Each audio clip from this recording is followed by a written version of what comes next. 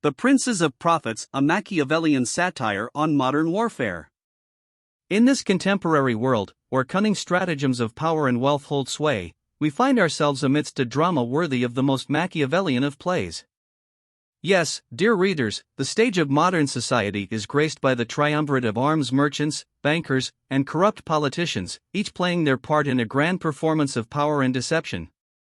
The princes of war, arms merchants, profitable ploys. Our audacious arms merchants, the modern-day Machiavellian princes, have mastered the art of turning conflict into coinage. They peddle weaponry with the fervor of street vendors hawking trinkets, and wars become their grand bazaars of bloodshed. Lives extinguished are mere tallies in their ledgers, for their riches are measured in bullets, not benevolence. Clad in tailored suits and adorned with gilded cufflinks, these merchants of mayhem revel in the spoils of their insidious trade. They have transformed warfare into an industry, with their assembly lines churning out destruction and death. As they sip champagne in their corporate boardrooms, they toast to stability and security, all the while profiting from chaos and insecurity.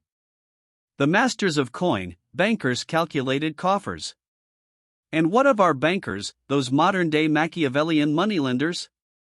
They manipulate currencies and economies with the skill of a puppeteer, enriching themselves at the expense of those who barely scrape by. Wars are but instruments of economic opportunity. They extend loans to governments for conflict financing, reaping colossal interest in return. It is usury disguised as fiscal prudence. In their ivory towers, these financial sorcerers gamble with the fates of nations, wagering fortunes on a global roulette wheel. They've transformed the world economy into their own grand casino, with the odds forever tilted in their favor. While the masses agonize over bills and debts, they retreat to offshore sanctuaries, where their wealth multiplies in secrecy. The puppeteers of politics, corrupt princes of power. As for our politicians, the puppeteers of politics, they dance to the tune of arms merchants and bankers, tugging on strings of deception and manipulation. They cherish power above all else, even if it means sacrificing legions of innocents. They espouse ideals of democracy and justice, yet these are but empty rhetoric, concealing their voracious ambition. Donned in tailored attire and rehearsed speeches, these political manipulators are the architects of our modern tragedy. They hypnotize the masses with promises of progress while conspiring in shadowy corridors to advance their personal agendas, always subservient to the allure of wealth and influence. The masses, willful ignorance or reluctant subjects? Meanwhile, the masses watch this grand spectacle with a mix of incredulity and resignation. They are told that wars are necessary, that the economy must flourish, that politicians are their saviors. But deep within, a nagging feeling persists, an awareness that something is amiss.